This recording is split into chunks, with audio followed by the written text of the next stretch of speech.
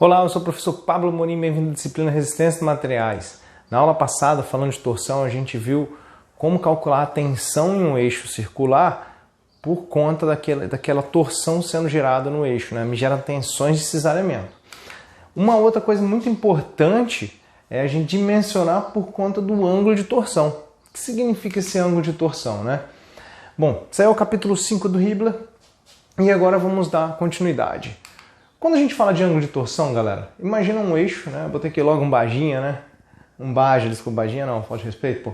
Um Baja aqui. Pensa só, a barra de direção vem de fora a fora do volante até a cremalheira aqui embaixo. Quando gira o volante, ele gira a barra e, consequentemente, ele gira a engrenagem mexendo a cremalheira para um lado e para o outro, tá?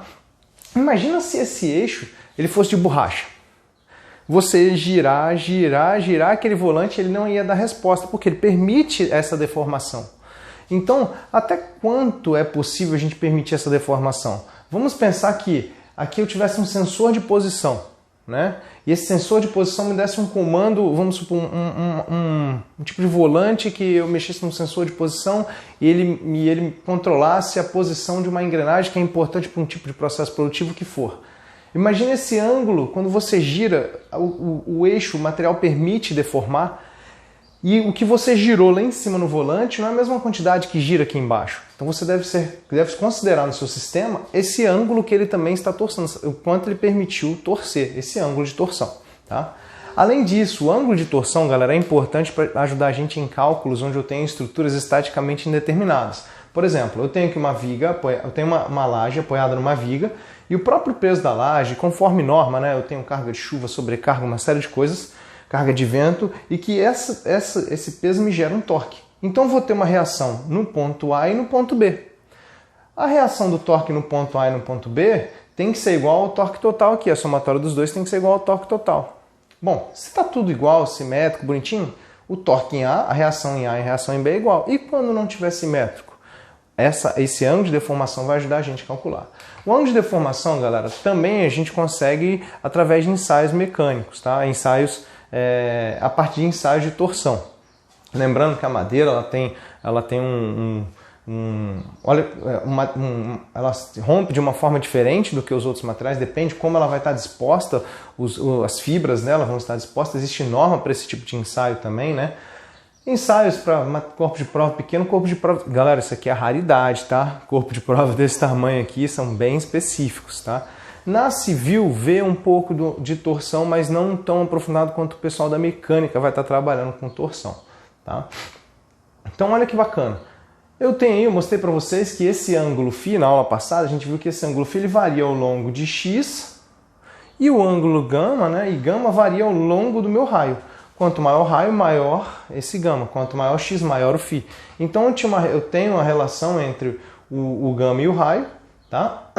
E eu tenho também a relação entre eles. Olha, quanto maior o x, eu tenho o meu φ variando, né? E o meu gama varia em função de ρ. Quando eu faço aqui, isolo ele, eu tenho que a derivada de φ, que é o nosso ângulo de torção, tá? Ele vai estar em função do gama e dessa variação do comprimento e do raio, tá? Então, olha aí, lembrando aquela fórmula de tensão, que a tensão é dada pelo torque vezes o raio. Isso aqui, ó, a tensão em qualquer ponto do meu eixo, no interior do meu eixo, é o torque vezes o raio que eu estou olhando naquele ponto, dividido por J, que é o momento polar de inércia dele. E lembrando da lei de Hooke, que tensão é igual ao modo de rigidez vezes a deformação, né? Eu posso substituir aqui dentro, eu vou chegar nessa fórmula aqui, ó. Substituindo ela e substituindo o gama aqui dentro, passando o G, dividindo aqui tudo, né? Eu chego nessa fórmula, onde a derivada eu vou ter, a integral, né? Eu vou ter que φ vai ser igual à integral do meu comprimento de 0 a L, vamos supor que o comprimento seja de 0 a L, o meu comprimento em x, vezes o torque que eu tenho, né, em função de x, o J em função de x, o G em função de x, né? Que eu posso ter materiais diferentes também, tá? E eu tenho o meu comprimento variando aí. Então, olha só, isso daqui, ó, essa integral é o que eu tenho como ângulo de torção. É o quanto ele tende a... Se inicialmente ele estava nesse ponto, depois que gera o torque, ele inicialmente estava aqui e aqui, ó, nesses dois pontos. Depois que gera o torque, ó, ele variou esse ângulo aqui, ó, esse ângulo é o φ, que é em função de L, né? Lembrando que daqui até aqui, esse ponto vai estar aqui no meio, isso daqui vai estar um pouco deslocado apenas, né? Ele vai estar um pouco deslocado apenas, mas aqui ele está aqui, ó, né? Então ele é em função do comprimento L. E se eu tenho torque constante, se eu tenho momento polar de inércia constante, o mesmo material, eu vou ter essa fórmula mais simplificada. E essa fórmula nos lembra muito da fórmula de deformação que a gente viu, tá? Do deslocamento que a gente viu na unidade 3.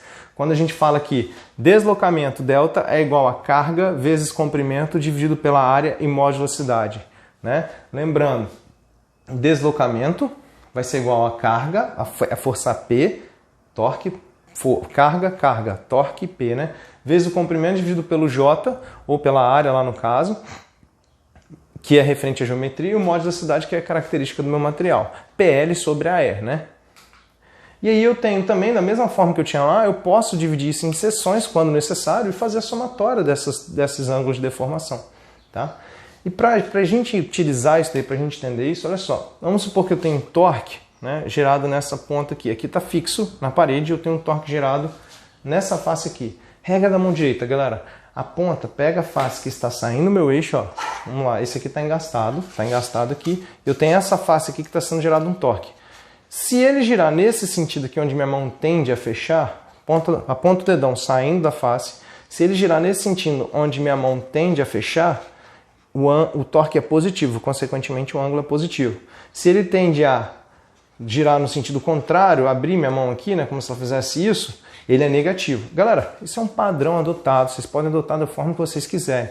É um padrão que comumente é adotado dessa forma. O que é importante entender é o seguinte, olha, se aqui eu gero um torque para cá, né, se eu gero um torque para cá, aqui desse lado eu tenho que gerar um torque nessa direção aqui, ó, nesse sentido aqui, ó. Então tá isso aqui, tá vendo? Ó, torque aqui é positivo. Se aqui é positivo, do lado de lá é o quê? Vamos olhar do lado de lá? Do lado de lá o torque tem que ser gerado assim, não é? Ó, vamos olhar essa face agora, regra da mão direita. Ele tem que ser, ó, se aqui gira assim, aqui ele gira nesse sentido também. Olha aqui, ó, regra da mão direita, a ponta saindo, ó, para onde que ele gira, ó? Positivo também. Galera, se aqui é positivo, aqui também é positivo, tá? Então, atentem a face que vocês estão analisando, tá? Se aqui é positivo, aqui também é positivo. Somos dois, eles anulam, um está no sentido contrário ao outro, mas eles são positivos, tá? Dando continuidade, galera, o que é interessante quando a gente tem aí, ele sujeito a várias forças, né? Vários torques, vários comprimentos, materiais diferentes, áreas diferentes, eu vou ter que fazer, né, a somatória de cada seção. Então eu faço média das seções, por exemplo, vamos pegar a seção AB, né? Seção AB. Faz um corte aqui. Qual a força que está atuando na seção, torque que está atuando na seção AB? 80 e TAB, que é o próprio 80. Na seção BC, faz um corte aqui. Posso olhar tanto o lado de lá quanto o lado de cá, né?